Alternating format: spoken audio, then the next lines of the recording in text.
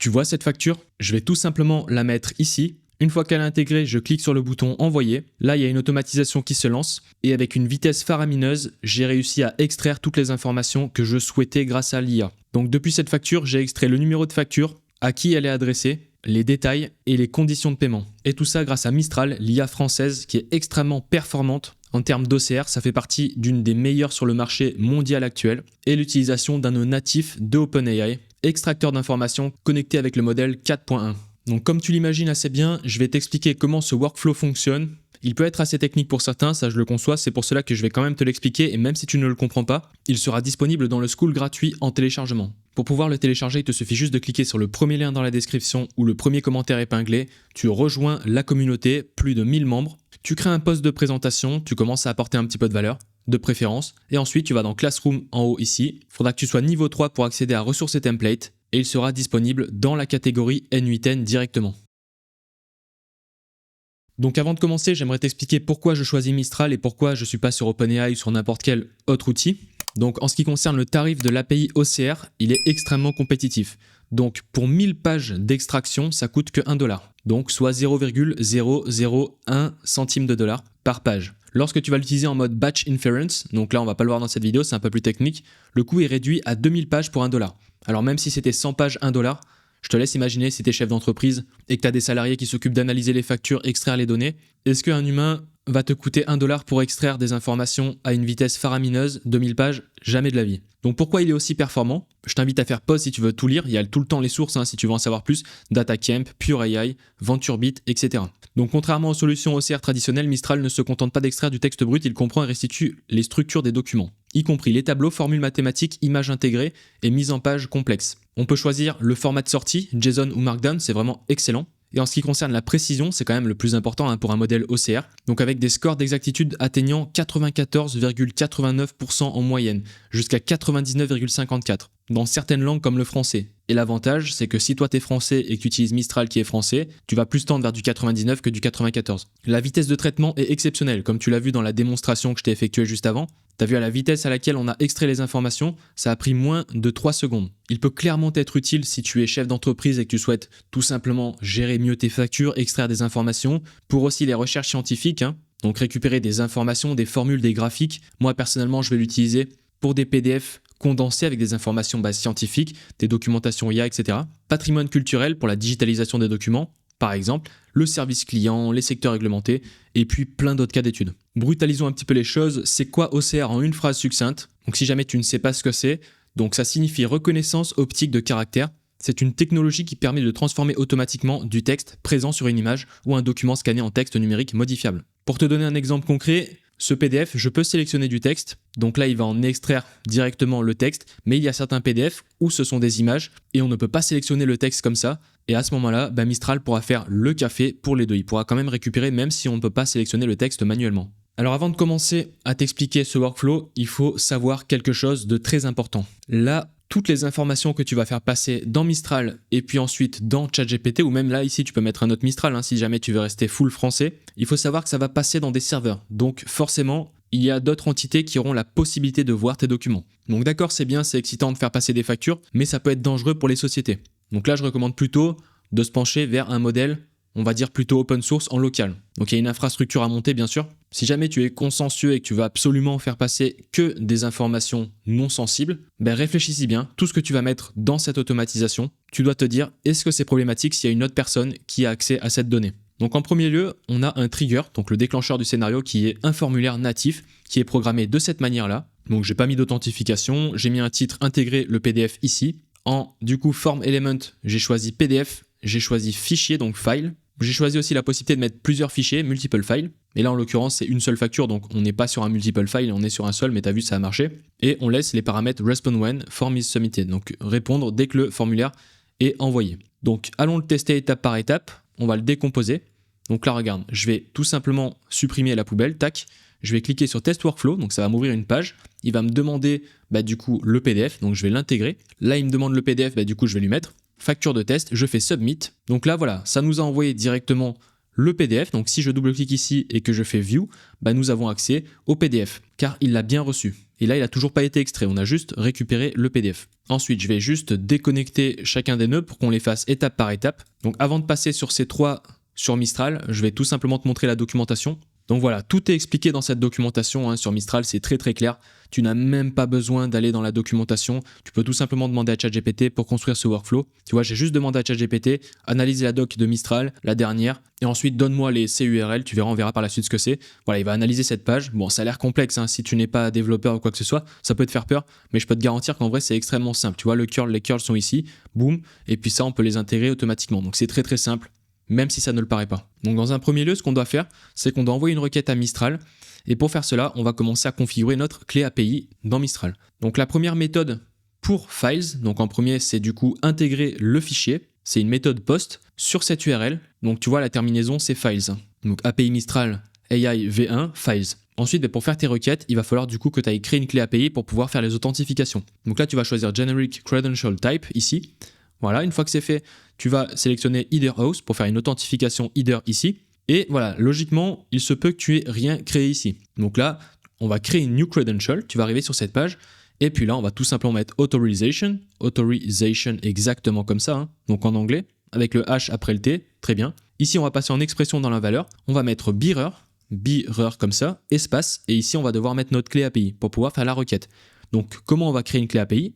On va sur Mistral, la plateforme. Donc lorsque tu es sur Mistral, là tu vois je suis sur mon compte personnel, tu as plusieurs éléments. Le chat c'est pour discuter, après tu as la plateforme, ta documentation et du coup tu as la ressource API. Alors je sais pas si tu le vois, je crois pas avec ma grosse tête, mais en bref tu vas cliquer sur la plateforme, tu vois. Tu n'as pas besoin d'abonnement pour faire ça, tu vas comprendre, tu vas pouvoir faire des tests gratuitement au début. Donc maintenant ici sur la plateforme, on va aller sur clé API sur la partie gauche pour pouvoir créer une clé API. Donc là tu vois moi j'en ai déjà créé une, mais ce qu'il va falloir que tu fasses, tu vas devoir faire une authentification par numéro de téléphone. C'est extrêmement simple. Donc tu dois tout simplement valider les politiques, tu verras, tu auras un bouton ici. Ensuite, tu mets ton numéro de téléphone, tu remplis le code, tu valides et tu auras une instance ici prête. Donc là, regarde, on va créer une nouvelle clé API. Je pars du principe que tu l'as déjà fait, donc crée une nouvelle clé, très simple. Ça m'ouvre une page ici, donc là, je vais choisir ma clé. Tu vois, test N8N2. Là, on peut choisir une date d'expiration à cette clé API. Bon, en l'occurrence, moi, je la supprimais juste après. Donc, je vais faire créer une nouvelle clé. Cette clé API, je copie la clé important. Tac, il faut la garder, bien sûr, il ne faut pas la perdre. Je fais terminer. Maintenant, on retourne dans N8N. On vient la coller ici, là, tout simplement. Juste après le bearer. On laisse bien un espace entre bearer et la clé API qu'on va venir mettre ici. Et ensuite, ce que je t'invite à faire, c'est de mettre le nom. Tu vois, N8N à supprimer. Tu vois, alors pas N8N, plutôt Mistral. Mistral à supprimer. Voilà, donc ça, c'est le nom. Alors moi j'ai mis à supprimer parce que je la supprimerai juste après. Et ensuite tu fais save. Donc là tu as créé une clé API, nickel, tu n'as toujours pas déboursé un seul centime bien sûr. Donc là on est opérationnel pour l'authentification Eiders. Donc du coup tu n'as pas besoin de cocher Eiders tout simplement parce qu'on l'a mis ici l'authentification, ce qui est plus sécurisé. Donc ensuite on va envoyer un body, donc là tu vas sélectionner send body, tu vas choisir form data ici, form data, paramètre type form data encore une fois, name tu vas laisser purpose, et value, tu vas mettre OCR. Et ensuite, tu vas rajouter un deuxième. Donc, tu verras, tu as un bouton Add Parameters pour pouvoir ajouter un deuxième paramètre type. Tu vas choisir N8N Binary File. Dans Name, tu vas mettre File. Et dans Input Data File Name, tu vas mettre PDF. Le PDF, c'est tout simplement le nom que tu auras ici en binaire. C'est le nom qui doit être répercuté. Tu vois, lorsque j'ai fait mon output PDF. Donc, si jamais toi, il est marqué ABC, tu marques ABC pour que tu comprennes exactement. Donc là, on est bon. Maintenant, regarde, je vais tester le step. Donc du coup, on va utiliser la data qui a déjà été exécutée, donc on va tester cette étape-là. Donc là, ça peut arriver que ça te fasse une erreur, ça m'a fait une erreur, parce que des fois, il y a une propagation, ça prend un peu, peut-être 5 minutes le temps que ça se charge et que ta clé API soit fonctionnelle. Donc moi, je vais aller sur la mienne qui est fonctionnelle. Mistral API, c'est celle que j'avais créée précédemment. Donc maintenant, regarde, je teste step, tu vois, ça a bien fonctionné. On a une table en retour avec un ID. Donc là, ce qu'il va nous falloir, c'est quoi? On va avoir besoin de cet ID pour continuer l'automatisation parce que là, on n'a rien fait en fait. Il ne s'est rien passé. Ça a juste du coup défini un ID qu'on va devoir garder pour pouvoir continuer à la suite pour faire l'extraction. Donc une fois que cela est fait, tu vois, la première partie files est opérationnelle. Donc on va la déplacer et maintenant on va passer à URL.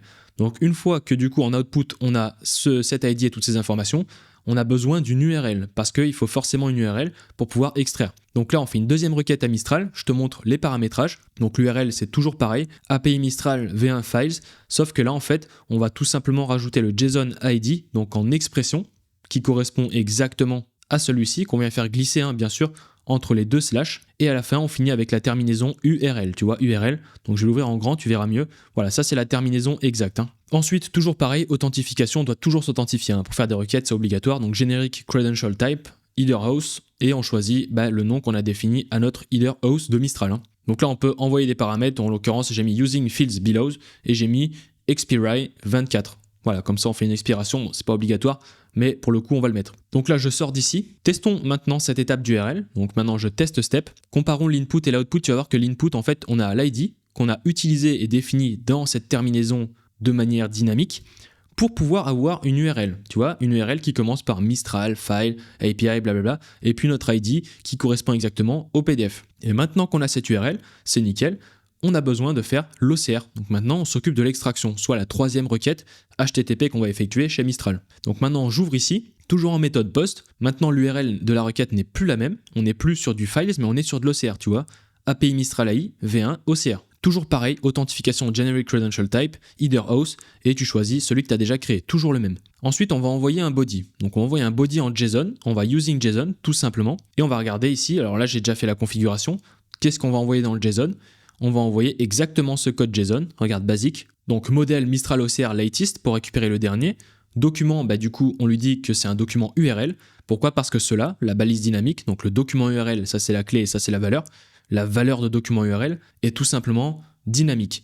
Donc c'est celle-ci que j'ai récupérée et fait glisser. Donc là je te montre, j'ai juste fait ça. Alors là je t'invite à faire si tu veux une capture d'écran. Donc bien sûr là je te montre un petit peu en détail, mais l'objectif c'est que tu puisses télécharger le template. Et si jamais tu veux le recréer, ce que je t'invite à faire, c'est de prendre une capture d'écran ici, de donner à ChatGPT, de lui dire de réécrire le code. Ça te permet un petit peu de tester et de rentrer dans la pilule rouge. Et ensuite, très important, alors là ce que j'ai mis en response format, c'est un JSON.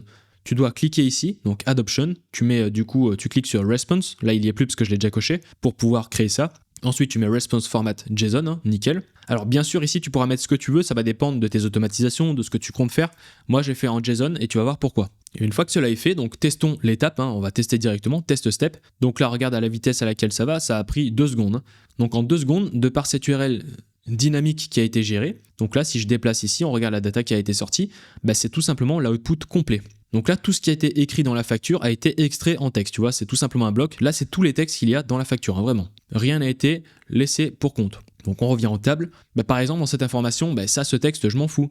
Ça, NR, ça m'intéresse pas. Émise par, je sais, c'est moi qui a créé la facture, donc j'ai pas besoin de ces informations. Donc là, ce que je viens définir, c'est tout simplement un extracteur d'informations. Donc là, très simple, tu vas taper extracteur, extra, et tu vas venir choisir le nœud natif de N8N, information extracteur. Voilà, donc c'est celui-ci. Donc là, regarde, je le fais glisser, très simple.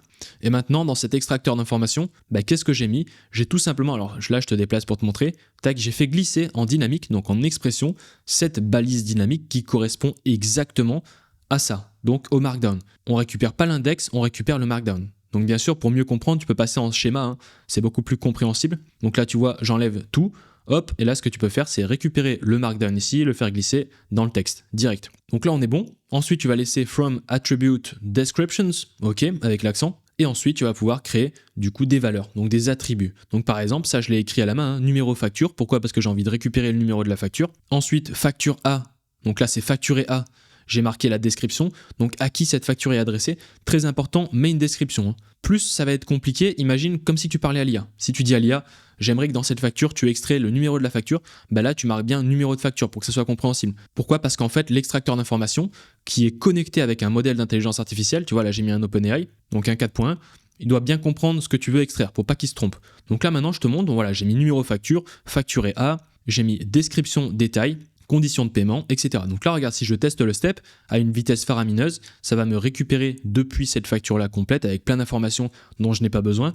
Là, en fait, il va faire le travail et il a récupéré uniquement ce dont j'ai besoin. Donc là, par exemple, tu vois, dans les conditions de paiement, c'est cool, machin, mais voilà, ces informations ne m'intéressent pas. Banque, tout ça. Moi, j'aimerais juste savoir concrètement à régler sous combien de jours et comment. Voilà, très simple. Et IBAN, voilà. Regarde, je vais lui dire. Donc là, je peux mettre un point, on peut vraiment raconter sa vie, c'est comme un prompt. Donc là, ce que j'aime bien faire, c'est que j'aime bien me mettre comme ça pour voir exactement. Tu dois uniquement me dire en combien de temps cela doit être réglé, comment, et me donner l'IBAN, succinctement. Voilà, très simple. Donc plus ça va être spécifique, plus tu dois être précis. Donc là, regarde, boum, je fais test step, tac, et maintenant, tu vas voir que l'output sera pas le même. Tu vois, à régler sous 30 jours par virement, IBAN, FR, très très simple. Donc on enlève le superflu. Pareil, les descriptions détails, ok.